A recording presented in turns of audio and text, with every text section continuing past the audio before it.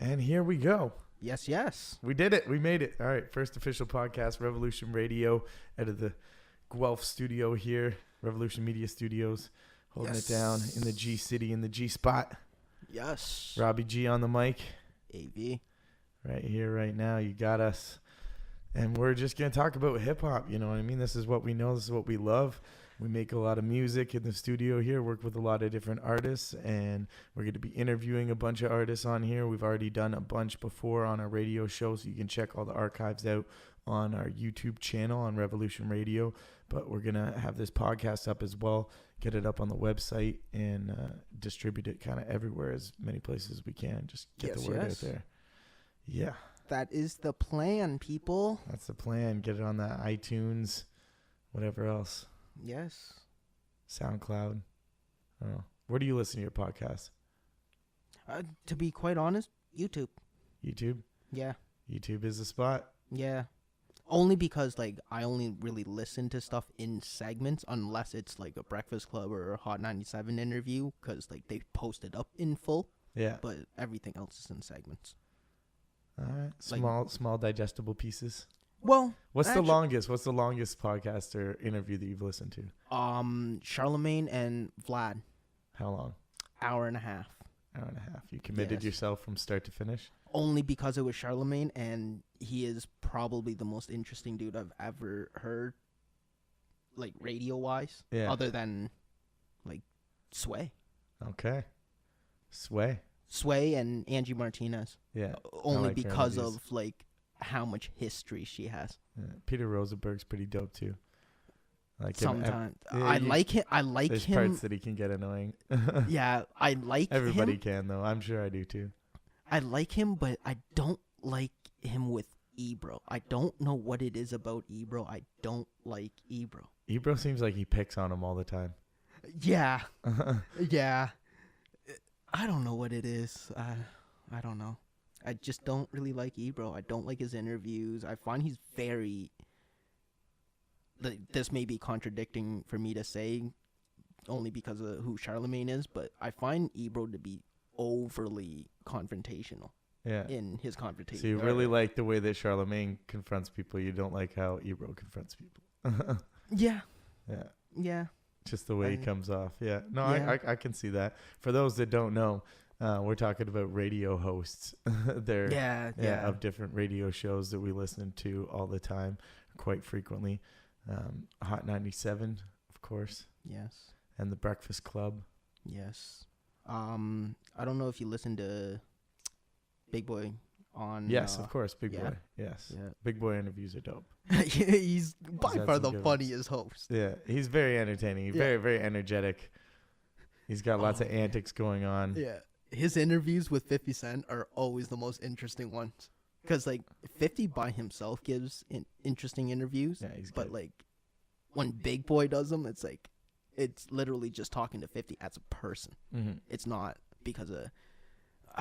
he may be promoting whatever the hell he's up there promoting, but it's you get so much more of the personal side of 50 when Big Boy's talking to him. Yeah. Same with, again, Angie. Angie's very personable, though. Yeah, I think that's because they form those personal relationships with them, hanging out, backstage at shows or, just running into each other throughout the industry, interviews every year for 7, 8, 9 years running. And eventually you get a good feel for the other person, and then they'll open up to you a little bit more and become more personal. Yeah. That's true. It's good, though. It's good. We like that. What's your favorite interview that you ever heard? Aside from the Vlad and Charlemagne, that was super long. My favorite interview, only because it's the one that sticks out in my mind as the one that kind of changed hip hop for a little bit. Angie Martinez did an interview with 50 Cent back in the day. Okay. Where Cameron called in. Huh. That was the starting of the beef between 50 and Cameron. Huh. Yeah, that happened on Angie's show. Wow. How did that go down? I did not. You never listened. Okay, so what happened was, I don't know what question led into it, but 50 made a comment alluding to the fact that Koch Records was the industry's like graveyard. Like that's where you sign to when the industry's basically forgotten about you. Yeah. Not realizing that Cameron was on it, or Cameron himself wasn't on Koch, but he had Dipset members there. But Lloyd Banks and Mobb Deep had released albums on Koch that year. Okay. So it's like, so you're bashing Koch, but your people had just released albums through them. So what are you saying? And they got into it on the air about how Jim Jones was the biggest artist currently signed to Koch at the time. Mm-hmm. And that was around Ballin'. So that was arguable. And he was saying how Cameron was trying to say how Jim Jones was making a whole shit ton of money off of Koch. So you can't really call Koch a graveyard label. And 50 jumped in. He's like, yeah, Jim Jones can make as much money as he wants off Koch, but that combined with the major label that was behind Lloyd Banks may have sold less records, but he still made more money. Yeah. And it's like, okay, but in an industry that thrives off of record sales and not how much money is in your bank, does that really matter? Like, does Lloyd Banks making more money off his records than Jim Jones really outweigh the fact that Jim Jones outsold him? Well, I don't know. That's an interesting question to ask. How would you feel if you were an artist getting money? Would you rather have more money in your pocket or more records being sold? Because at the end of the day, sometimes those more records being sold does mean equals more fans, and more ticket sales at shows, more everything else. And I feel like, because Lloyd Banks's album, I think it would have been Rotten Apple, his second album there. That was released, I think, as a partnership with Koch. And I don't remember the big Lloyd Banks hit off that album. I don't. And I'm not an avid Lloyd Banks fan, but like I've kept track of him. I don't remember the hit that came off that album. Which album? Rotten Apple or whatever. He's dressed in all blue on the cover. It's a dope album. I like that one. Yeah, but do you remember the single that was like the major hit?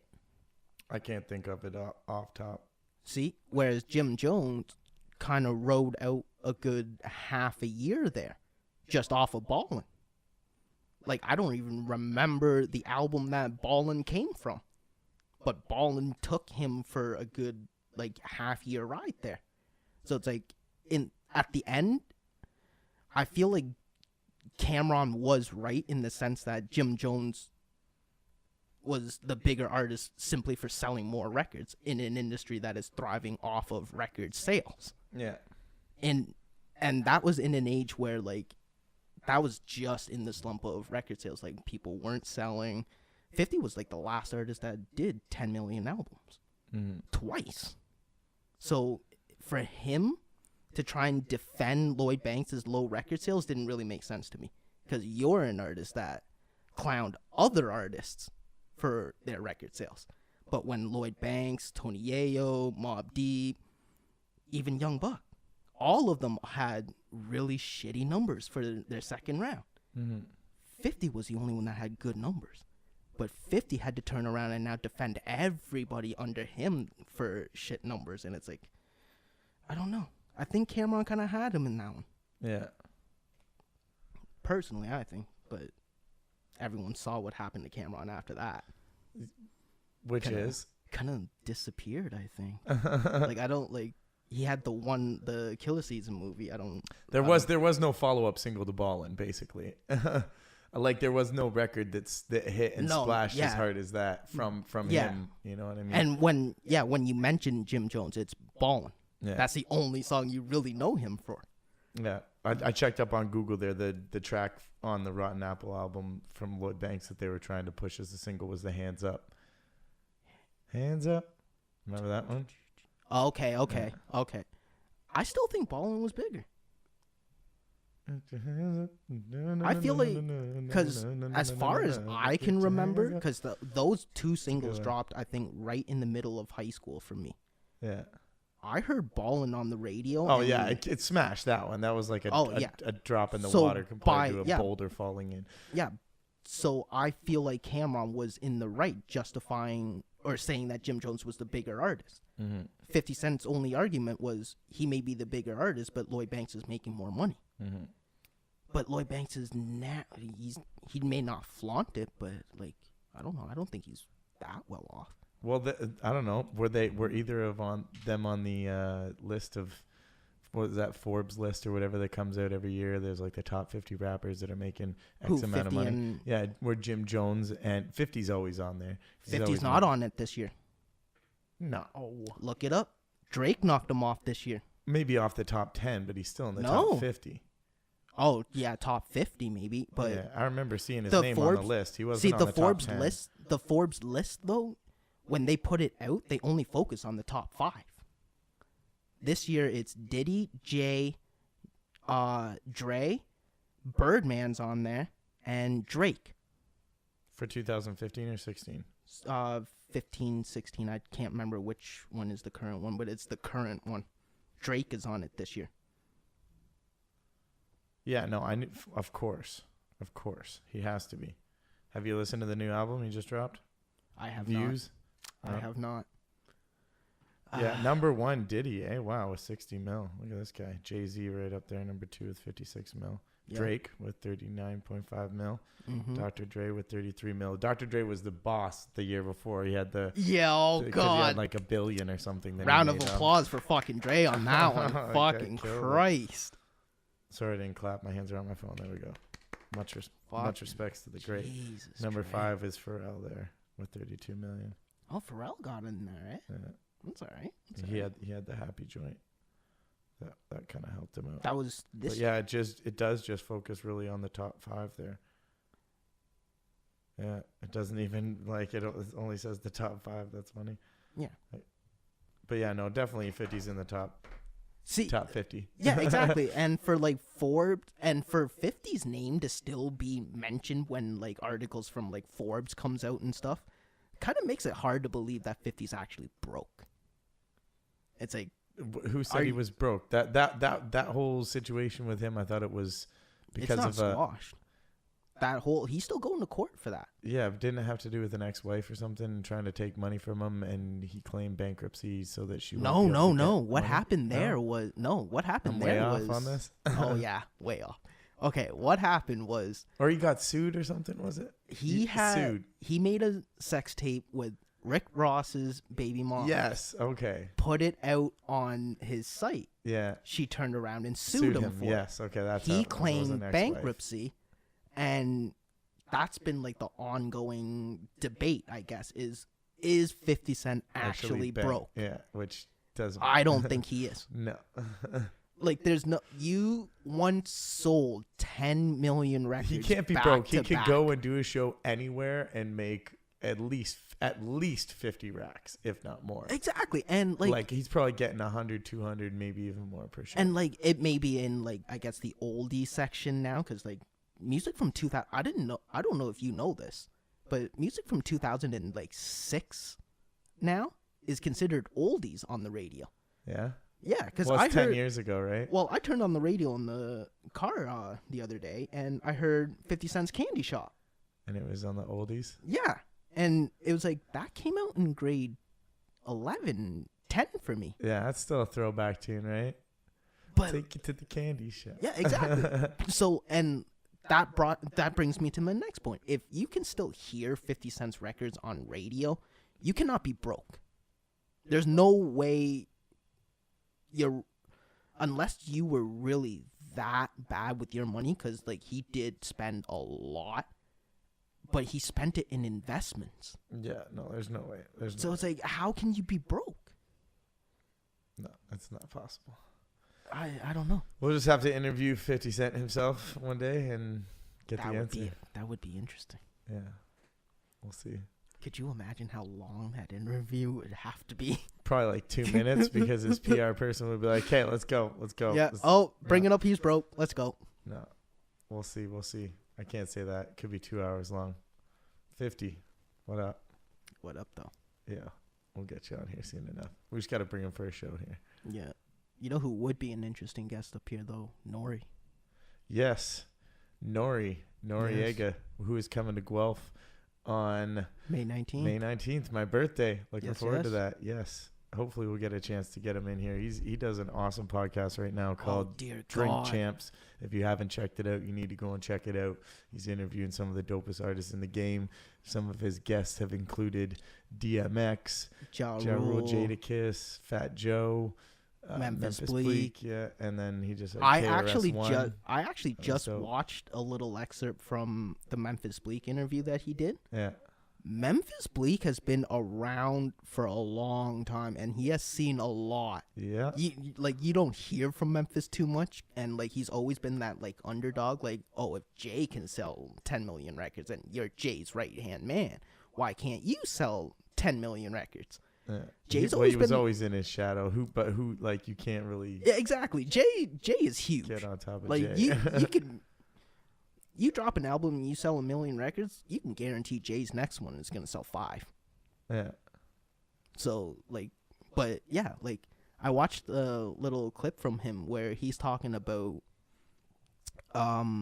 this conversation that he had with Dame Dash on a plane while he was on tour.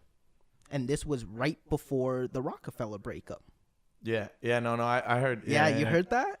Yeah, I thought it was interesting what was said in that conversation. For those that didn't hear, you tell them. I'm gonna go grab you some batch to fill in this. Yeah. So. But well, yeah. In this whole conversation, he's talking about this conversation that he had with Dame on this plane flight, and I can't remember. I can't remember what the fight was over, but Memphis, like, Bleak basically turned around and said, you know what?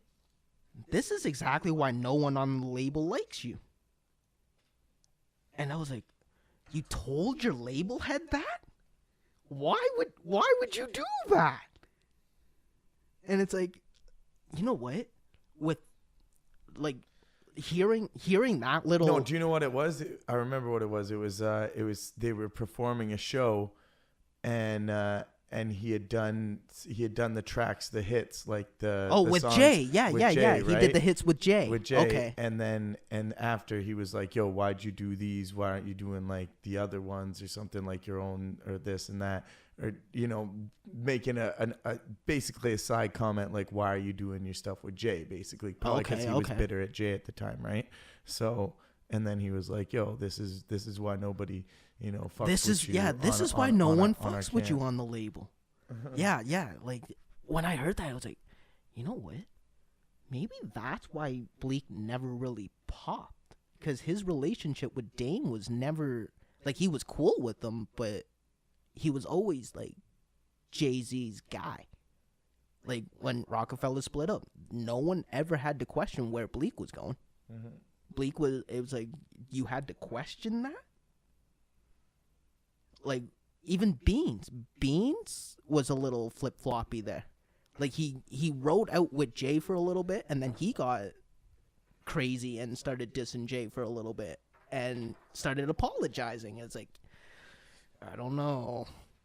Yeah, but you never know what really personally transpired between the two of them to cause that, you know, reaction from him. So, it just happened in the midst of all that. Yeah, from the interviews that I've heard, because Beans has done interviews about the whole Jay situation, and he was saying that him and Jay hadn't talked for a little while after the Rockefeller split. So I guess he thought that, like, this is just me thinking this, I think he thought that Jay was just going to leave him because he already had Bleak. Why would you need Beans? Why would you really need State Property if I have Rockefeller Records? Mm-hmm. Like, you guys needed Rockefeller Records. I have it already. I think that's what went through Beans' head, and it just drove him nuts. Like, I rode out for I beefed with Jadakiss, the Locks, for Jay, and he left me. Like, I feel like that's what he felt. Maybe I'm wrong. Maybe I don't know. I think that's a lot of speculation there, AV. I think that's a lot of speculation. But hey, you never know. You never know what really went on between the two of them. It sucks when that happens, though, when people in their own camp, are getting on each other about stuff, or I don't know, just the whole beef situations in general, causing the friction. It's good when it's for competition and it makes people better in the end, but when it's just over some, drama, it sucks. Pettiness. What do you think about this whole situation with Jay and Beyonce? Or have you been playing into it or hearing into it at all? I've read into it. I personally, I think it's all a marketing ploy. Yeah. Because, why is it that almost exactly a week after Beyonce's album comes out, does huge, makes the splash that it does, Jay all of a sudden announces that I have a rebuttal album in the works. Really? You guys didn't plan this out? Yeah. Come on. And I don't know. I thought it was weird that Jay didn't show up on her album anywhere. But Beyonce's been on every Jay-Z album since, God, Blueprint. Blueprint 2, maybe. Yeah. Beyonce's been on every single one. So how do you have a Jay-Z album with no Beyonce collaborate? Well, that's probably going to be the case with this next one. If it's a rebuttal album and he's just going to be dissing her, he's probably not going to have her on it. There's no way. No track's going to have her on it. So that'll be their plan. But yeah, no, it definitely is. It does seem like it's marketed or it's a ploy. Yeah. But, hey, if it's working for him, it's working for him. They're the only ones that I've ever seen make marital problems make money. Yeah. They didn't get divorced. There was no nasty split. They didn't have to fight over the kid. No. Let's sit down, hammer this out. You're signed a title. I own your album. Let's put it out. Yeah. I'm going to make money. I'm going to put out an album. I'm going to make money. Yeah. Great. I wonder when it's going to come out. I'm curious about that. I wonder if it's even true. Because, how dumb would all of these media outlets look if Jay finally comes out and says, yeah, none of this has ever been true. I didn't have a rebuttal album. The album's not about me. This and that. What if he comes out and finally puts all of this to rest? Because Jay's a very mysterious person. You don't get interviews with him very often. But when you do, you get a lot. Yeah. So, I don't know. Yeah, his interviews are always very entertaining. I like them. Yeah, the one with Howard Stern. Learned so much about Jay I didn't know. Jesus Christ. How he cleared the Annie sample. Yeah? Yeah. I don't think I listened to that interview. No, you should. He cleared he had to tell a little lie to the publisher to get the Annie sample cleared. And he explains it in his book. He didn't get too far in depth with it for the interview, but yeah, he had to tell a little lie to get the Annie sample cleared. That's how he got Hard Knock Life. Huh. A little lie? What kind of little lie? Or he just says some I think he actually does explain in the interview or in the book somewhere, but yeah, it was somewhat of a little lie that he had to tell to clear the sample or to get. I don't know if the lie was about the sample or something, or he had to lie to I don't know what the lie was about, but I know he had to lie to get the sample cleared. So I thought that was interesting. Gotta do what you gotta do, man. Gotta get that record out. That was a banging record. If that didn't come out, that would have been devastating. I know. That was a huge track for him. Got to score, and for everybody, I remember that. I love that joint. He got to score the Annie remake for that. Because of that. Yeah. Which I thought was amazing. There you go. Magic, yeah. What book was that you're referring to? I think it's Decoded. Decoded. Yeah. I don't think I've read that. No. Jay's got he's got a lot of books written about him. I don't know if he's really commissioned too many. Empire State of Mind is one that I was checking out for a bit. Yeah. I got that one at home. But Decoded, I don't know. see if I can get it on Audible. Yeah. Audible. Check out the Love interview with Howard Stern, though. He talks about his dad. I don't know if you know too much about Jay and his dad. He talks about that, too. I didn't know too much about him and his dad either.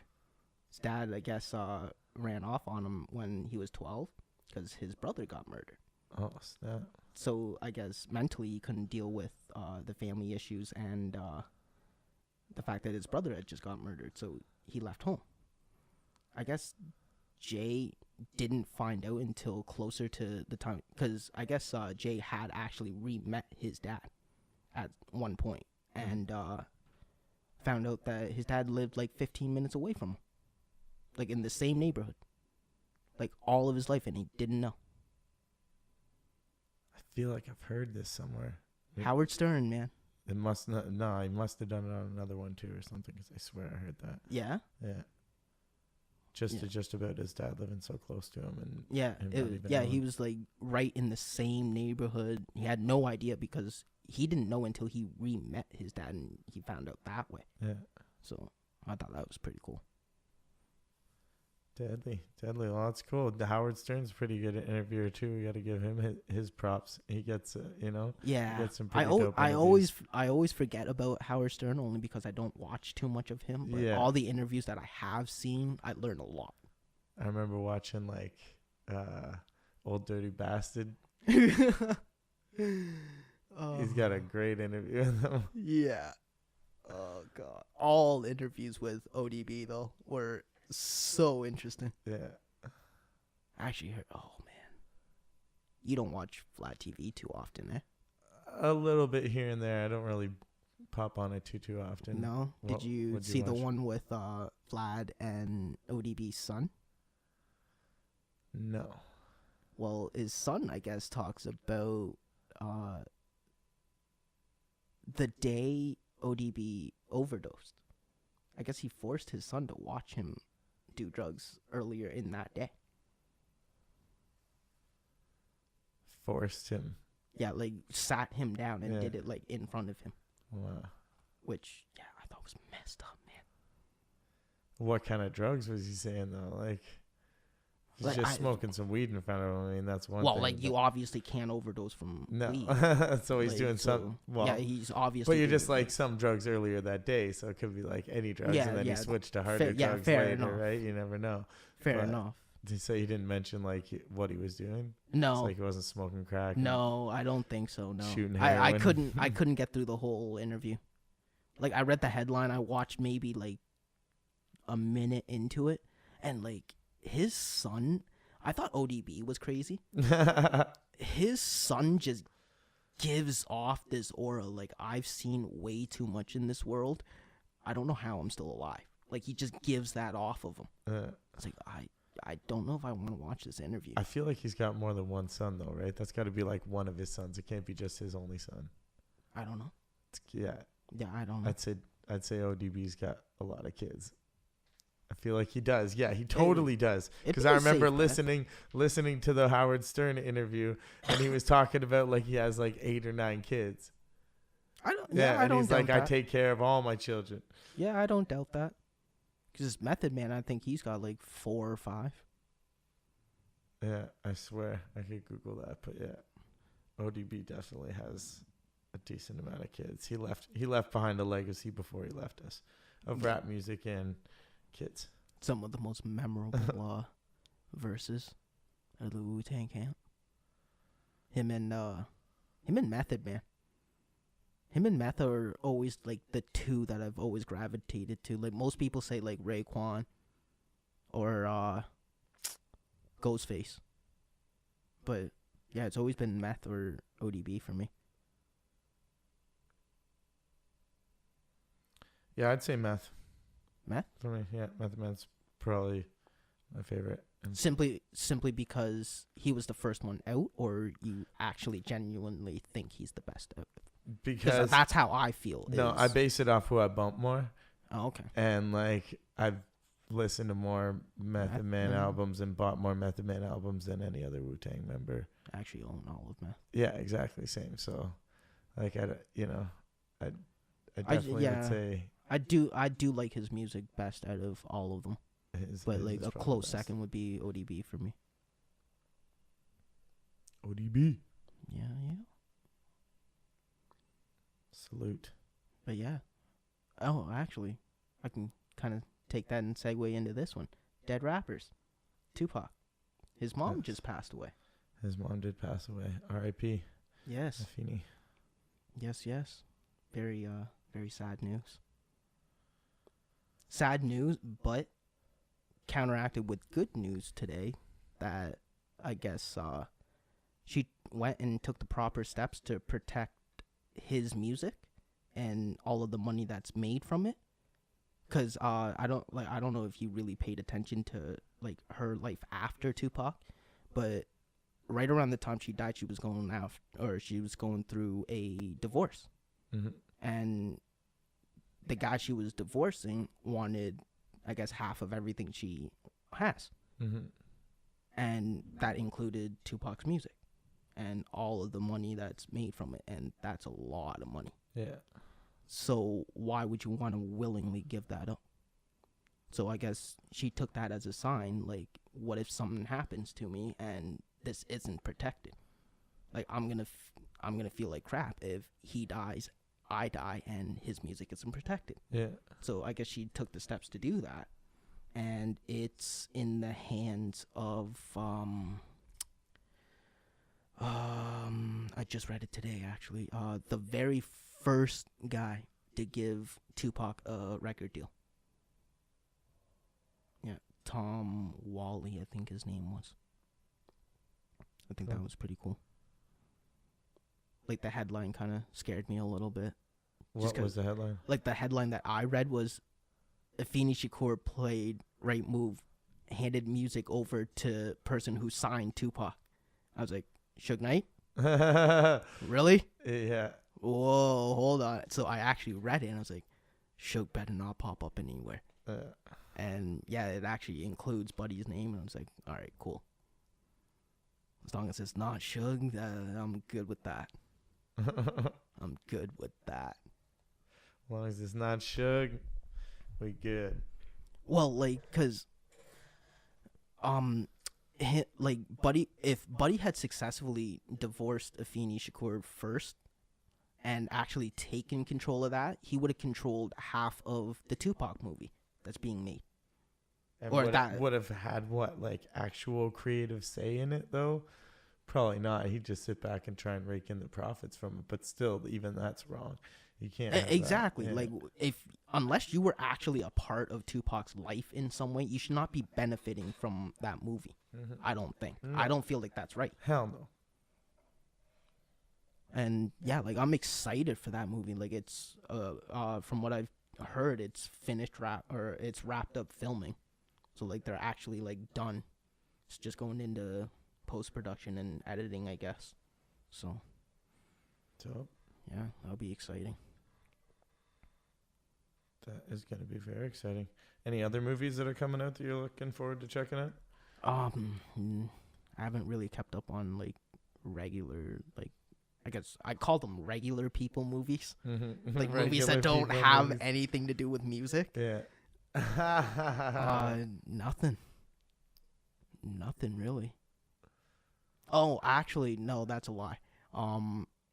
I heard they are doing a Saw 8. They're up to 8 now? Yes. Have you watched every single one of these? Yes, I have. Jesus. Studied them, eh? Well, simply because, like, the storyline, I don't know if you've ever seen them all. No, I think I saw like the first 3, and then after that I was like, hey, it's like the same shit. People are just like getting killed in weird, really crazy ways. 1, 2, and 3, yeah, that's basically all it was. But there's actually a storyline to it, and it grows and grows and grows over the course of seven movies. And I don't know, like, the way, like, me personally, I was a fan, I guess, of the movie as a whole, like the last movie as a whole, but I wasn't a fan of the way they tried to wrap the storyline though. Like, I don't want to ruin too much for you in case you do decide to check it out, but you remember you've seen the first three. You remember the doctor from the first one? It was a long time ago. Okay, well, I didn't study it as meticulously as you. Okay, well, you should, man. Good movies. Really? I don't know. I'm not too into the horror genre, to be honest. They're not horror though. See, I'm not. See, I'm with you on that. But they're not. Are you fucking kidding me, dude? Like, they're gore. They're not. They're horror. gory. They're like, it's supposed to be all suspenseful and shit though, and it's like dark colors. And look at the covers. Every time there's a cover, it's like blood dripping on it and like super dark colors with like gashes on it. See, and shit. but it's like I guess that comes down to what your definition of what horror. Because for me, that was a thriller movie. Thriller suspense. Okay. Whereas horror for me, The Ring, The Grudge was a really, really shitty movie, but The Grudge would be horror. Okay, I see what you're saying. Yeah. It's more like action. Yeah, like actiony and gore. Whereas the other ones were there's not so much action, crazy blood going on. It's just like really intense moments where you're like, oh my god, something's about to happen. Yeah, exactly. And then somebody pops up around the corner, and you're like, ah! Yeah, exactly. That to me is horror. Okay. Whereas Saw was just a bunch of gore. It was, what can we do and have Hollywood accept? And still put a rating and still put us in theaters. Because, like, it became, it got to the, like, they released the first 2 or 3 on Halloween. I don't know if they did it on purpose. Of course. I don't know if they did it on purpose. Of course they did. That's like the scary time of the year for people. Yeah. So going to see a scary movie is the thing. Okay. So, but yeah, like, it was one of those things that I looked forward to for like the 7 years that they ran the series. Was every Halloween I knew there was a new movie coming out, and it would continue the storyline, or I would figure out something that the other one left me guessing on. And I don't know. I don't know. I like the movies. So it's coming out number what, 8? 8. They call it 8, but I'm interested to see how they carry the whole movie on, to be quite honest. What do you mean? Because, like, you never saw the last one. The last one, they tried to tie it right back into the first movie, so it went kind of like full circle, but not really. Yeah. So it's like, 8, I want to see if they want to do more on Jigsaw, because you didn't really see too much of him after he died. It was just all flashbacks. So I'm wondering if it's before 1 and you see all the build-up stuff, or if they're going to try and continue with what they did for 7 and carry it on from there. So it's like, I don't know. Yeah, I don't know. Somebody's going to die, though. Oh, yeah. And there's going to be blood and guts everywhere. It's a Saw movie. People are going to die within the first, 5 minutes. Has to be. I don't know. Yeah, I'm not into it. I like action movies though, like hardcore action movies. People can die all day in that, but if it's like weird, so you like movies with twisted, a lot of explosions and car chases and shit. Yeah, high budget too. I don't know. I can take like an independent movie every now and then, but I watched the new Terminator actually lately. I don't know if you really. Which one? Genesis? Yeah. I thought that one was actually a lot better than 3. What was 3? Salvation? No, 3 was Rise of the Machines. Okay. That would have been the last one Arnold was in. Before. Well, yeah, I guess he was in Salvation too. He was in it for 5 minutes, 2 minutes. It was literally one fight scene. He tosses Buddy through a wall. Or through a room or something. He's in it for that long. Just tossing him through a wall. Yeah. They use him for that one scene. I don't remember Arnold either before or after that scene. Does he drop a line I'll be back? I don't remember. To be quite I completely for Terminator, I completely skip over Salvation. I don't even I pretend that movie doesn't exist. To be quite honest, I thought it was terrible. The storyline was horrible. The acting was horrible. It just didn't fit in the whole timeline of Terminator for me. And I grew up with Terminator as a kid, so like, yeah, another movie that like, or another series that I kind of studied, or not studied, but like watched over and over again. I have a lot of those series that I've watched like a million times. Like Godfather, I've watched Godfather I don't know how many times. Studied it. Those are long movies though. Like crazy long.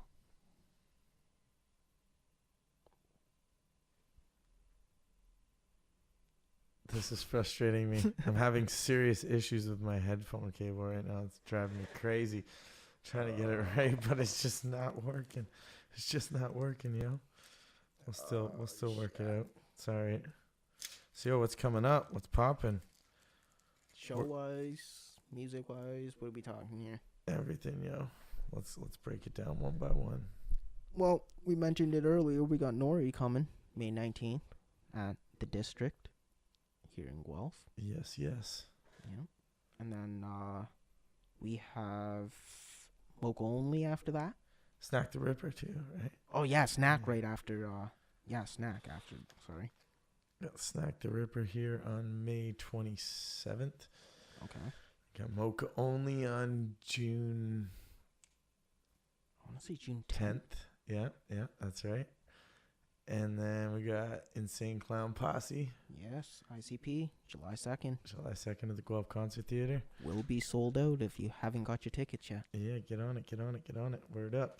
Yeah, lots of cool stuff happening. And then we got this weekend, though. We got Reef the Lost Cause coming up. Yes. All the way from the States. Hopefully we'll get a chance to get an interview with him on here. Yes. Can tell us a little bit about the Philadelphia hip-hop scene and all the stuff that he's been working on, working with Army of the Pharaohs and what that's like, and just talk shop. Yeah. I don't know how deep into that conversation you want to get if we do have Reef in here, though. Because Reef has voiced his opinions on a lot of topics lately. As far as the Bambaataa thing. Yeah. I kind of want to get his opinion on that. I really do. Yeah? Hell yeah. Okay. Hell yeah. Yeah, I didn't know it. I didn't know if you wanted to crack really, open that egg. Yeah. You know, I don't know, man. I don't know. I feel like it would be because we just had that come up in our studio meeting here this past Sunday, and I do agree with what you said. I feel like it'd be the responsible thing for people to actually talk about it, because like not talking about it just means he's just gonna get away with it. Yeah, and it's shoving it under if the it rug. is true. Like I don't want to put out there that I think it's true or not true or whatever, because I don't. Well, let's know at least him. say what the allegations are, so people. Or should we even? Well, you got to talk about it. I feel like the people should know. Saying. Okay, so the allegations. I don't know how many people there are, but there are multiple people that have, and multiple people that have come out and said that they have been molested by African Bambaataa from the Zulu Nation. Yeah. And every day that this keeps unfolding, more and more people just keep coming out and keep coming out and keep coming out. Kind of like the Bill Cosby situation. Exactly. Now, I think that's the big worry for a lot of people is, what if this is another Bill Cosby situation? But see, this is the thing. People are all worried because Africa Bambaataa is like a godfather of hip hop. Yeah, he's like a So staple. people are like, oh my God, this is gonna destroy the reputation of hip hop as a whole. But look at it from Bill Cosby's perspective.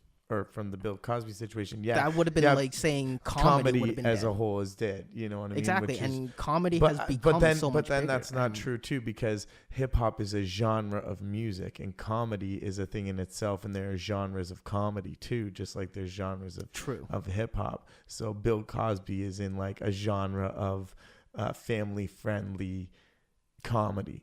You know what I mean? Because his stuff wouldn't be too dirty. He's not vulgar. Too vulgar, because he could do like those all age gigs and stuff, and he was on like family. He sold us television. pudding pop, man. Yeah. So, so you know what I mean? It's not the same thing, obviously. So it'd be like saying the genre that he's a part of in comedy is now dead because the king of the leader or the godfather of that genre is gone or is gone. You know what I mean? But I don't know. There's probably predecessors to Bill Cosby in comedy. Yeah. As opposed to Africa Bambaataa, that was like there wasn't many predecessors to, you know. Yeah, true.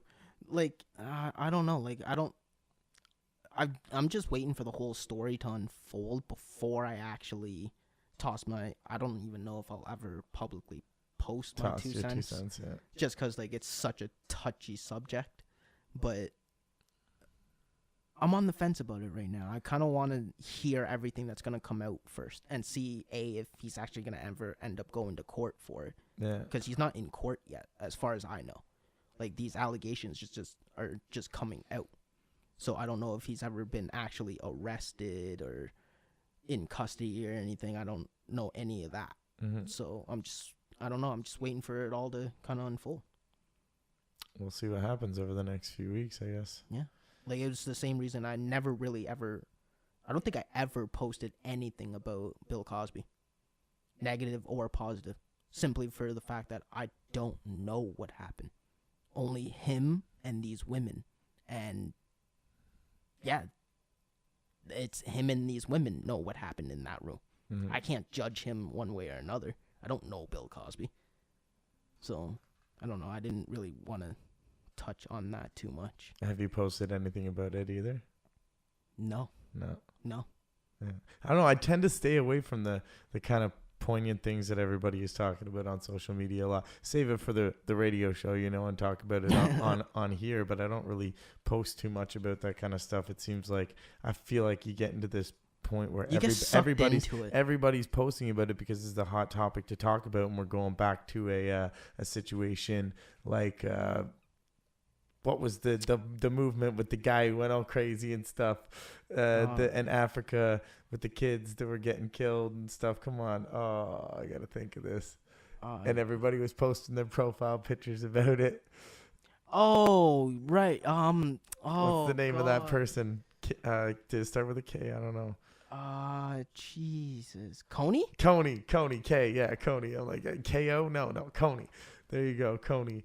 It's like that situation where it's like everybody just plays into it, you know what I mean? Yeah. And just talks about it because it's a hot topic to talk about. But really what's actually happening here? Are we changing anything just by posting about this stuff and talking about it, or saying our two cents or our opinions? Exactly. And our opinions are powerful, man. Our opinions are powerful things, and everybody thinks that their opinion is more powerful or more important than your opinion. So when you go and say what you want to say, they want to come back and say, shut the fuck up. But really what they're saying is the same thing that you're saying. Yeah. That you're just stating your opinion. If you don't agree with that opinion, that's fine. But why do you got to tell somebody else to shut up? Just like state your opinion and keep it for your page. Can't, like, you know? I find a lot of people have just kind of forgotten what it's like to agree to disagree. Yes. Like you can't agree to disagree, or like not everybody is going to see the same way on things.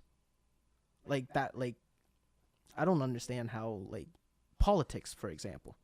I've seen people literally get upset, sit on Facebook and rant, upset about who someone else is voting for. Yeah. It's like, this person is wrong. They just focus on you, yo. Yeah, you're not doing anything to help the world or change shit while you're bitching and complaining on Facebook. Exactly. And go and vote for somebody. whoever you want to vote for. Like, does it really matter? At the end of the day, those ballots are supposed to be secret. Mm-hmm. Like, you're not really social media defeats the whole purpose of voting. But at the same time, you got to promote who you are voting for so that other people can be like, oh, maybe I should check this out. But not just be like, yo, I'm voting for this and fuck all the rest. Be like, yo, I'm voting for this because da-da-da-da-da-da. Exactly. Give reasons. And if someone disagrees with you, they'll tell you why if they want to be a big person about it. But they want to be a big person. Well, sometimes you get those argumentative people in your comments like, no, you're wrong. And it's like, yeah. But I don't know. Is there really ever a wrong, or who's right, or who's to say who's wrong and who's right? No. You know what I mean? I think voting for politics, somebody's right for whatever reasons that they have, because the same reasons that I would pick for a politician may not be the same reason. Not be the same, like in a sense that, like, you know, I don't have the same life that everybody else has, and the same things that affect me don't. Not everything that benefits one person is going to benefit the entire population. You're going to have people that disagree. Like, to go as far as to, I don't know, like to go as far as to get upset over someone voting for someone else or disagreeing with you on, it doesn't even have to be voting. It could be disagreeing on anything. Yeah. Oh, red's my favorite color. Well, fuck you, blue's my favorite color. Yeah. It's like, for real? Like, you got, like... That's basically what it is. Exactly. Yeah, especially when they can't back it up. Like, yo, blue's my favorite color because it's the color of the ocean and the color of the sky and the color of my eyes, and that's why I love it, okay? Fuck exactly. Your orange. Okay. Or even more relative to us, Drake is the best rapper alive right now. Well, I don't feel that way, and I feel like you're wrong. Well, fuck you, I feel like Drake's the best rapper alive. That's the most typical conversation you will ever have with somebody on Facebook who is a Drake fan. Mm-hmm. Drake's the best rapper alive. I don't care who you like. Yeah, but you probably wouldn't be the one to even post that, like, I'm not really with you on that one, you know. I kind of don't like Drake. Exactly. You just look at it and be like, okay, cool, you like that person, that's all right. Yeah, exactly. You know what I mean? These people Music that are sitting there and subjective. Just need to say their opinion because they want to shit on somebody else's opinion. That's the kind of stuff that pisses me off. Like, for me, I feel like Eminem is the best rapper alive. I feel like you would disagree and say Nas is. I'd say Nas is my favorite rapper. Okay. I'd say Eminem is the best rapper for sure. As far as lyrics and skills go, like, you can't say that Nas is a better rapper lyrically, I think, than Eminem. You know what I mean? I don't think anybody is. But I think, like, Nas is just my favorite because of the songs that he writes. Exactly. And some people would feel different and say Nas is the best rapper alive simply for how poetic he is. True. And they'd be like, Eminem his is very are harsh. Better because, Eminem is more like comedy. Exactly. It's whatever you like. Yeah. I like people who are that harsh. Like, I want that brutal, honest truth from you. If you're down, broke, and out, I want to hear that. I would respect you more if you told me that, and that's the God honest truth, and you tell me, I have money in the bank, I have this car, I have this many women. When I look at you and it's like, you don't post any of that anywhere, yet you rap about it. Why? That doesn't make sense to me. Like, 50 Cent. Again, I think he's broke. A lot of people would think otherwise simply because of what he posts. He's still got money everywhere. You think he's broke? I personally think he's broke, yeah. Really?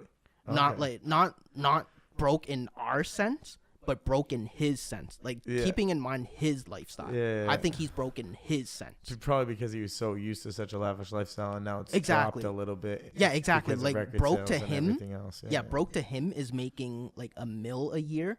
Versus 10 or 100. Broke to us is like, okay, I have literally negative 30 in my bank account. I need to hustle. Yeah. That's broke to us. So I don't know. I feel like 50 is broke on his sense, his standards. Yeah. Because like, you don't. Maybe it's just because he's going through court or whatever that he doesn't like throw that stuff around or like flaunt it as much. But I don't know. I feel like he's broke. I don't know. I really don't. I just don't see it. I don't know how he can be broke, man. It's 50 Cent. I don't know. I looked up to him since I was a kid. Well, and I'm just like, he's like a hero to hip hop to me, and I'm just like, I can't see my man being broke. Plus, I don't know. Like you said, he spent a lot of money, but he spent it on investments. He's got a huge house worth X amount of millions of dollars. Okay, he's got now, this and that worth. In the same sense that you think 50 Cent isn't broke, as many people want to say Ja Rule is broke, I don't think Ja Rule's broke then. Oh, hell no. Like, you still hear Ja Rule records on the radio. Exactly, and that's what you said. Anybody you hear on the radio can't be You broke. can't be So you're broke. contradicting yourself. You just said you think that he's broke, but how can he be broke if his record's still playing on the radio? But, yeah, like, broke in his sense. Like, he's not broke when we look at him, obviously. Because, like, if you have a shoebox full of money still, you're not broke. No. Obviously. But broke in his sense, yeah.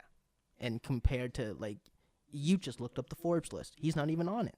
On the top 5, though. But he's been on the top 50, man. But he's on the top 5 for the last, like, 5 years running.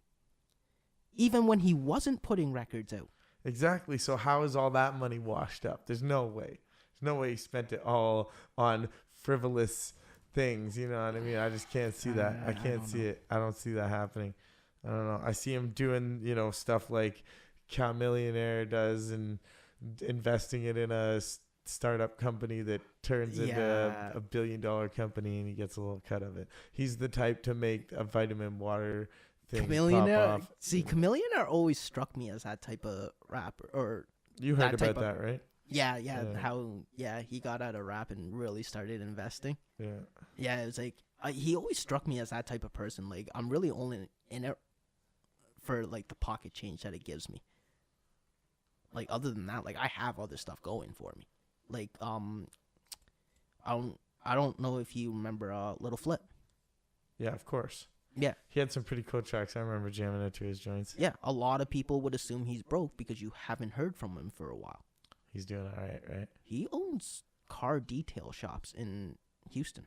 Yeah. He's far from broke. Yeah. He sees probably more money than most rappers do. What's his face? Paul Wall. Yeah, Paul Wall. He's got haven't heard from him for a while. The grills thing going on. He's making mad money through that. I wonder if he actually still I wonder if he trademarked grills or if that was already like a thing in the South that he just picked up and really. Well, it's not about trademarking the term or grills or anything like that. It's just making dope grills. Like he works with this other Asian dude. I forget what his name is, like Jimmy or something like that, and he just Ben the Baller. What? Ben the Baller? No. You don't know? No, I don't know Ben the Baller.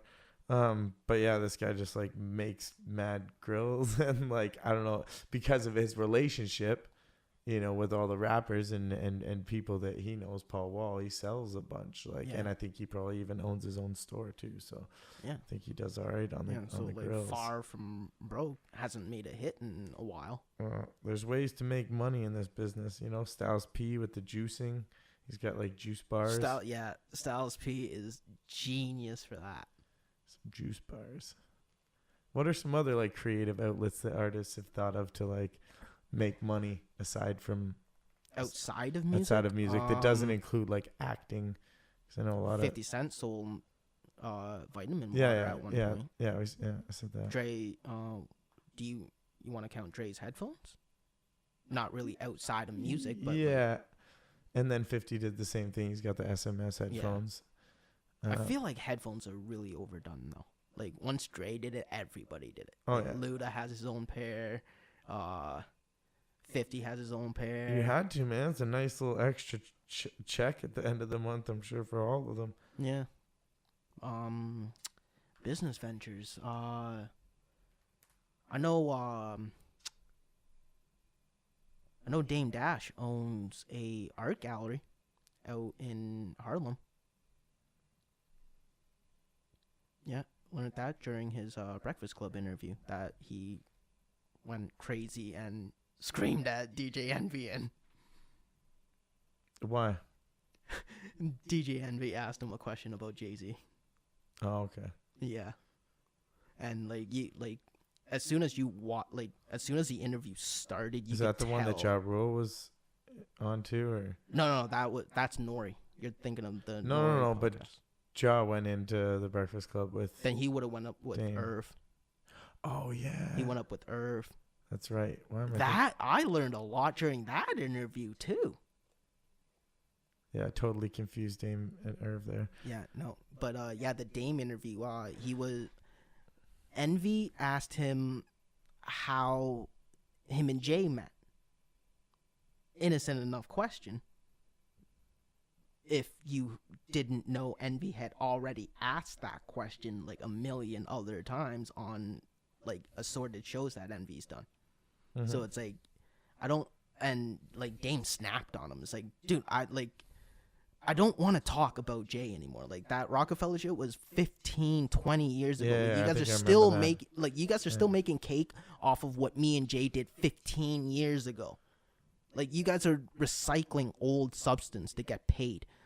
Can we move on to something else? Like I have a movie, I have an art gallery, my nephews own other shit. Like I have other shit to talk about. Jay is a long gone figure in my life. He's done. It's done. Yeah, like leave it alone. And yeah, like that interview was crazy. I don't know, like Dame was really up and down in that interview for me. Like he spoke on a lot of things that like you kind of gained a little more respect for him, but the way he snapped on Envy, it's like, I don't know. Like, why would you go to a radio station to snap on a radio host? Oh, well, you got to put some respect on his name, dog. You got to put some respect on his name. You know? That's all he's asking for. Birdman. Come on. You just got to put some respect on Dame's name. Damn. Yes. I feel like Dame and Birdman would get along. Yeah. Like, they would really get along. So, yeah, those that don't know, Birdman came up in the Breakfast Club and snapped on Charlamagne. Snapped on all three of them. But, like, I feel like he was more there for Charlamagne than anything. Because, like, that whole, like, I think the whole interview was, 90 seconds long? Like, that whole time he was staring at Charlamagne and he was talking to him.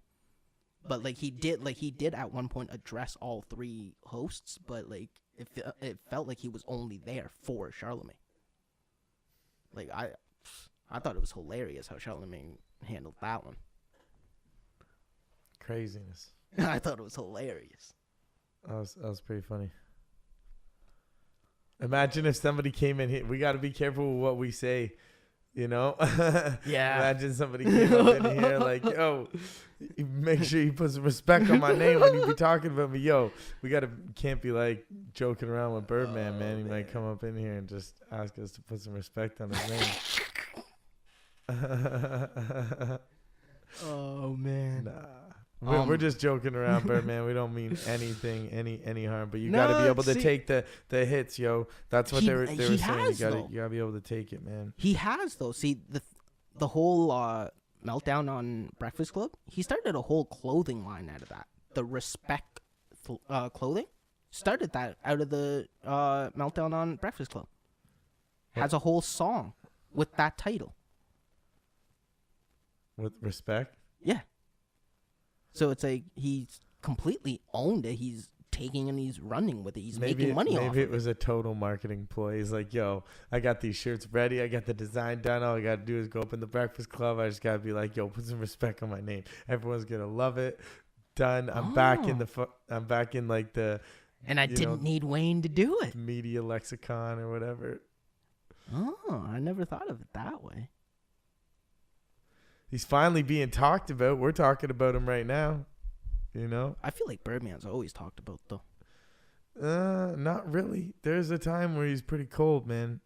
You don't hear no records from him. Cold in the terms of, he's not releasing any records. But and he's not even behind anybody that's, really popping right now. But you can't tell me every single year you don't hear about at least one artist coming out and telling everyone that Birdman hasn't paid him. Can't tell me every single year for the last 5 years. Yeah, but that's not always good. Exactly, it's not good.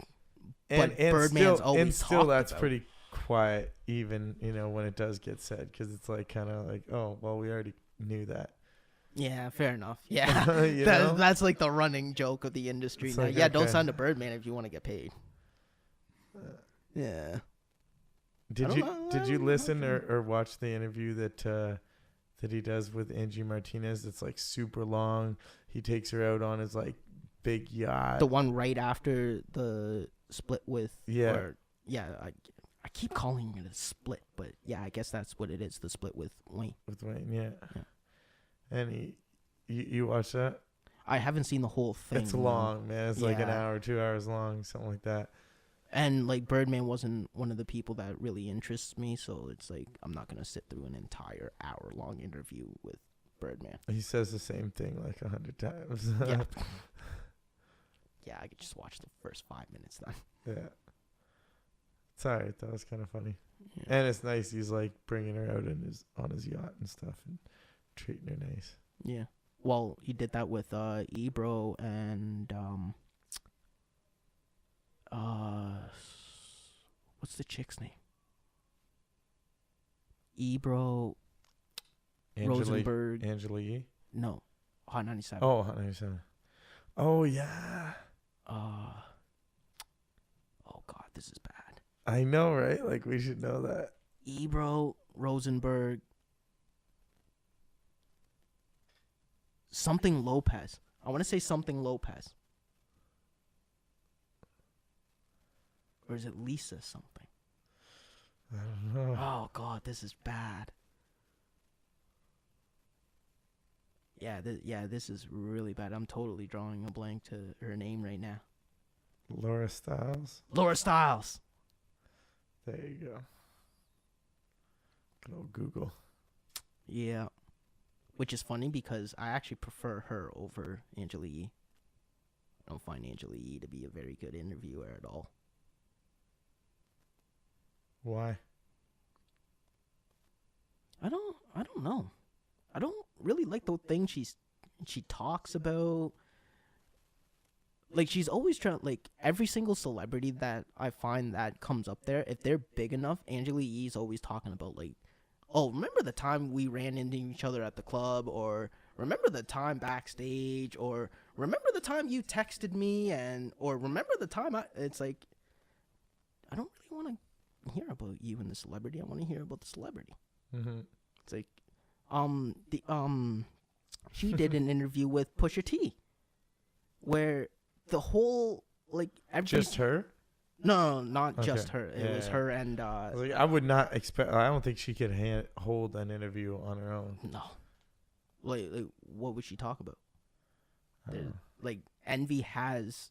I don't mean to diss her or anything. Sorry, Angela. Like, I don't. I mean to diss you at all. I'm not really feeling it. I just don't know if she could do that. Yeah. But yeah. What was I saying? The interview with Push. It was like the first 5 minutes of the interview. It's literally just her rambling off places that she's ran into Pusha T in. Yeah. And all DJ Envy said to set off the whole conversation was, I really only see Pusha T about twice a year. Single time and when it's album time. Or when I'm in Virginia. And then Angela Yee kicked in, and it was literally plays after plays after. It's like, yo, have you been stalking me? Yeah, it's like, do you stalk celebrities? Because, like, I know she's the only host on Breakfast Club that's ran into Drake. Like, her and Drake have, like, sat down, kicked it, talked. Yeah. And that's even after Charlamagne's bashed him on the air. He's never been on the air? On the Breakfast Club? No. Oh, God, no. Could you imagine how that would go? I'd be really interested. He should do it for the promo run for this album. I feel like that's why Kanye did it, because people were egging Kanye to go on there, because Charlamagne had gave him Donkey of the Day over and over and over again, just kind of egging him on, like, okay, let's see if Kanye will actually come up and talk to me. Kanye finally did it, and it was a pretty good conversation, I thought. Like, most of it was literally just Kanye and Charlamagne, but and like all three of the hosts were there, but I don't know. I thought it was a good conversation. Yeah. Well, Kanye does good interviews too. Epic interviews. He does have good and bad ones, so. You'll never forget. They don't got the answers. They ain't got the answers. They got the answers, Sway. Oh, God. You ain't got the answers, Sway. Oh, Sway does have the answers, though. Ain't nobody got the answers. You gotta find them yourself. Yeah. That would be an epic interview. That'll be like the shot, the shot in the dark for later is getting Kanye West for an interview. I think it's possible. I think anything's possible. If you want it, you can go and get it. So we're gonna shoot for that. All right, we're gonna shoot for that goal. We've interviewed Crazy Bone, dude. Yeah, we've done some pretty epic interviews. Yeah, it's pretty. I didn't think interviewing Crazy Bone was gonna be a possibility, and then you hit me up. Yeah, that happened like pretty quick too. Yeah. Shout outs to Crazy Bone too. Hope to see him back up here. He's going through some health issues, and he wasn't able to do his dates that he had booked here in Canada. We had him booked for Guelph in London. We're still trying to rebook, man. No, have you got a health update from him? He's okay health-wise. He can perform. He's been doing some shows. Well, that's good. We're just trying to get the date to rebook, trying to get like July or August, and hopefully we'll get him back here to Guelph. But ending the summer off with Crazy would be dope. August. We'll see what happens. Yeah. I got something pretty big for right around that time too, though. So we'll see.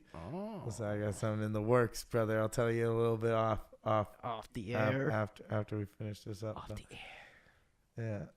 Word up. Man, it actually feels good to be back on the air. Goddamn. I know. We've been off the air for like a month or more now. Now we can speak on this shit because we didn't speak on the air about it while we were on the radio station. So we're on the radio station and we got, temporarily kicked off the air. Yeah, we got hit with what was it?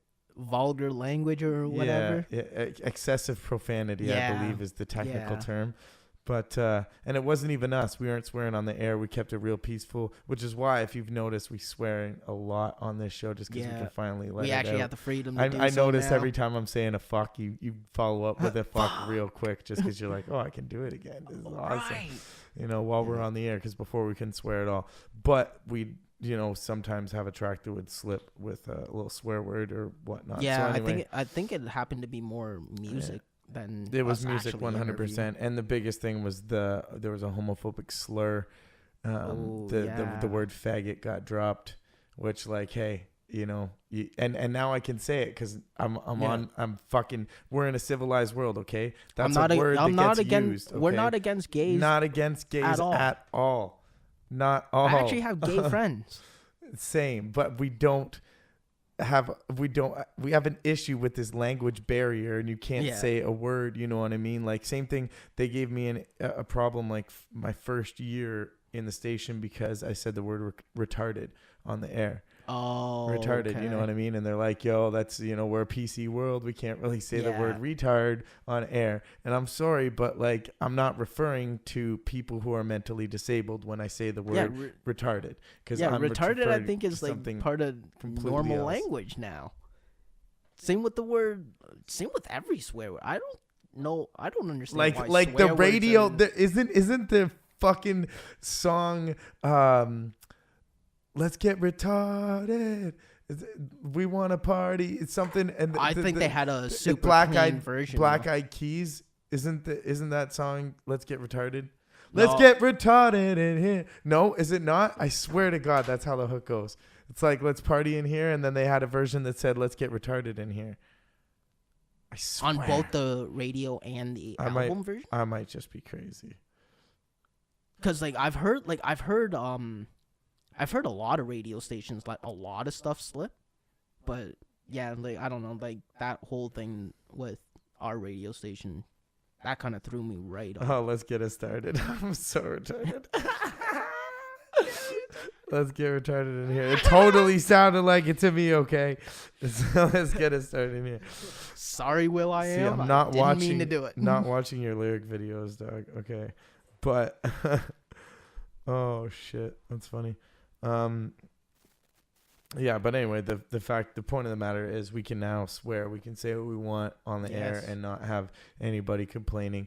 And, we understand, it's no shout backs towards the people that were at the radio station that had issues with it. We understand we live in a PC world. Yeah. And, sometimes you just have to not. Rules are rules. It is what it is. Rules are rules, I guess. But I can't stand fucking rules, man. Yeah. Can't do it. So we have the freedom now to do what we want. On a hip hop show, you got to be able to swear. Yes. You just got to be able to swear on a hip hop show. And when we do our interviews with other people, They swear, man. I remember when I had Mad Child on that one time. Oh, he swore so much. We just had Twisted on for an interview recently, and they couldn't stop it. They told us that they weren't going to, but they dropped a couple fucks and shits here and there. They actually Twisted. I was very surprised on how clean they were managed to keep their interviews, because like they're pretty crazy. They're pretty crazy. So that's cool that we got a chance now to get out of it. And honestly, we needed the boot from the radio station in the first place. Not the boot, but the temporary. We have 3 months without radio, and we're fiending to be on radio every day because we love doing this. We love talking. I didn't actually really like think about how much you enjoy doing it every week, until right? I know it's gone. like this piece of every week that is now gone. It's knowing that like I could get people's music played, I can talk about stuff on the like. It was just that one thing every week, and then we didn't have it. It's like it's fun. Which still, I think we're gonna still do the radio show. This is just the podcast. We're gonna start running out of the studio and integrate them both, of course. And then if there is ever language issues again that we run into at the radio show, and we gotta can the thing, then at least we got this thing going as a backup. You'll still be able to tune us here. Tune in, check out the interviews that we do. We're gonna have some epic artists on this show. Yes, trust that. Talking very candidly, so you won't be getting none of that PC interview crap. No, we get it all here, raw and uncut. Yes. Plus, we get to burn while we do this, which is enjoyable for us, enjoyable for you too. You can burn along with us if you want, And it's just a good experience, man. I'm excited. We started. I'm super stoked for this. This is it. We've done it, man. We finally did it. This is the first episode airing right now. We'll probably drop this tomorrow, which will be May 5th. This is May the 4th right now. So May the 4th be with Revolution Radio as we continue in this journey. We'll never forget the first day kicking it here, doing our official episode inside the studio where we can say whatever we want, do whatever we want.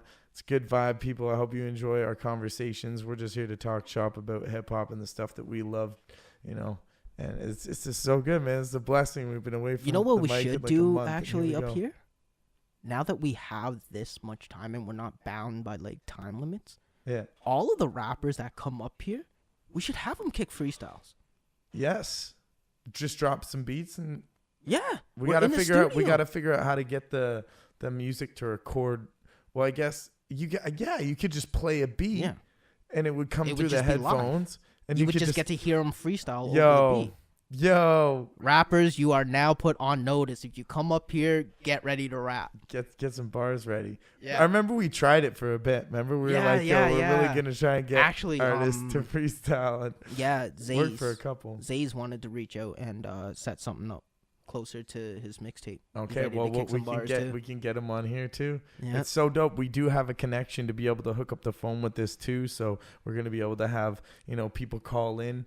We could probably have a couple call-ins. I don't know. I'm not really too much on the call-ins because I feel like it intrudes in the conversation. So I don't know if we'll have listeners call in. Call-ins if it pertains to what we're talking about. No, man. People will always be calling it for like shout-outs and shit. Yeah. It's not. No. We can't do that. I don't know. I want to give a shout-out to my mom. Scratch the call-ins. But if you wanted us to talk about something or anything like that, you can tweet us, right?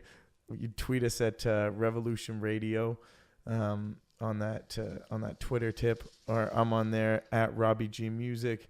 AV's on there at AV Hip Hop, I think, right? AV519. AV519. Okay, AV519, and the Revolution Radio one is Rev Radio 519, I believe. Rev Radio 519. There you go. Twitter handles are out there. You guys know what it is. We're gonna try and get this on all the social media things and get it all out there so you can check it out. Yes. So dates coming up. You know what it is. Nori. Reef the Lost Cause this weekend. We're in London on Friday, Toronto on Saturday. It's Canadian Music Week, so I'm heading down to Toronto and check out a lot of cool stuff that's happening there. Link with a bunch of dope artists, see some showcases, kick it with the homie Dio at his awesome party that he always throws every year for that. And you actually brought up Dio just now. You just told me he's gonna be here for Nori. Yes. So we should try and get him in here for a quick podcast. Totally. Let's do it. Nori. Yo. Get in here. Dio, get in here. Yes. Let's sit down. It's happening. Yes. Dio would be one very interesting person to talk to, I think. Like, me and him have, like, chat online, like, here and there. But, like, we've never... Same thing with PJ, actually. Dio and PJ, like, I've talked to them online, but I've never actually met them in person. Like, craziness, right? You've never met PJ? No. That's why you want to go to the Oshawa show, then? Yeah. Okay. Yeah, I've never met PJ. That makes sense. Spoke to him. I've interviewed him with you. We went out to the Styles and Chic show out in Waterloo. Missed him there. I caught his performance. There? Oh yeah. It was his show. Yeah, that was the first out of town show. Yeah. You drove us out there. Yeah. It was me, you, Bartone, and Kale. Okay, word, yeah. Good old back in the day. That was a dope show. First time seeing Styles and Chic together. So drunk. They were both really drunk. I remember, but they were pouring bottles. I remember you had cups in the front row, and there was like not many people there. It was like 100, 200 people or something, you know. But was live. It was live. It was dope, but like you could be right in the front row. And I remember he was pouring shots for everybody. He was pouring me some liquor. That was dope. Yeah, it was good times. Good show that night. Hell yeah. Yeah, I definitely want to catch them again if they ever come back. Well, I guess Styles and Chic are touring all the time. I guess. Oh yeah, they'll be back. They'll be back for sure. Yeah, I guess. And the whole Locks will do another tour again for sure. PJ's got that shit on lock. I'm hoping we can get the Locks soon. Easy. Actually, speaking of that, Fab and Jada are finally doing a mixtape together. Yeah. Yeah, it's gonna be epic. That should be pretty dope. I know. Only because, like, I don't think I've ever heard them on a song together. No, they had to. They've definitely done some songs together. Definitely, bro. Definitely, bro. Jada was on Fab's last mixtape. I swear to God. The Chill tape or something. Let me just check this. Fab. Yeah, I don't know, cause. Like it's always been like Fabulous featuring Jadakiss, The Hope, Boom, Boom, Boom. Oh, okay. Yeah. So they have done music together. Definitely. Like before, like is this off their latest stuff? Like they've never done anything like before this? Because like this is the first time they've ever done like a joint tape together. So I don't know if. Yeah, look, Young Jeezy's got a track, OJ featuring Fabulous and Jadakiss, so they're on a track with Young Jeezy. That's okay. Dope. Fabulous has a track called Life's a Bitch featuring Jadakiss. I like how I can just say that. Life's a bitch.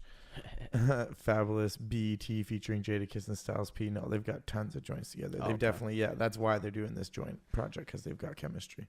Right. And fucking both like dope punchline spitters. You know what I mean? Bars. It's going to be an album full of bars. It's going to be very, very dope. Yeah, y'all. Go and check that. They were the first rappers that really taught me how important rhyming, like double rhymes were. Like, you know how like double syllable rhymes? Yeah, like double syllables. Multi-syllables? Yeah, multis. Yes. That's exactly what it is. Multis. Yeah. Like, I had always listened to Jada, but I never really understood why he was doing it until I listened to his entire albums. And it's like, you do this all the time. How? Yeah. And then I listened to Fab, and I noticed Fab was doing it all the time, too. And it's like, whoa. Yeah, I don't know. I think, like, that's, like, mostly, like, a New York thing. It's, like, a lot of spitters from New York do that. Yeah. Whereas, like, other places, it's more about the energy. I find Kendrick does yeah. multis. Yeah. Spitters, real spitters, anywhere do that. But, I mean, like, I feel like the majority of good New York artists do that. Yeah. You got a good pen game as far as the multis go. Word up. All right, so finish off the dates here with little sketch there, right there. Just hit the space bar. Nicely done, Robbie. Yeah. All right, so finishing off the dates. What do we got? So the Reef this weekend, then Noriega coming up, Guelph on the 19th, London on the 20th, and he's going to be doing a few other dates around the area. Snack the Ripper coming up for a bunch of shows. Barry on the 25th, London on the 26th. Guelph on the 27th. I think he's in Toronto on the 28th and 29th in Hamilton. And who's all on that tour? Or is it just Snack? Well, he's got like some special guests. I think Caspian actually might be coming with him. I'm not too sure, but I think when I got the rooming list, I'm pretty sure Caspian was on it. Is the new signee on it? I think his name's Junk. Junk, yeah. Yeah. Okay. Junk and Golden, and a couple. Golden. He's an artist from BC. He's been from here, BC. Right? Possibly. I'm not too sure. He might have been on a tour with somebody else. But yeah, so that'll be a dope one. What else is after that? Then Mocha Only tour kicking off. So stoked to go back on the road with the homie Mocha Only, going all across the country from here to Vancouver. So check out the dates on the Revolution Media page on my page. We've got most of them announced all the way up to Saskatoon, I think, and Winnipeg. We need to get the website popping too. Yes. Yeah, we've talked about it. Let's get it up. And now that we got this podcast going, that's another good reason to get that website popping. So we start jumping ahead of stuff. Get all this stuff posted on the website. Word up. And then that's what else do we have? ICP at the end. Yeah, ICP of July 1st. July 2nd. July 1st in Brantford, July 2nd in Guelph. Okay. And I think they're in Toronto as well. No Hamilton date?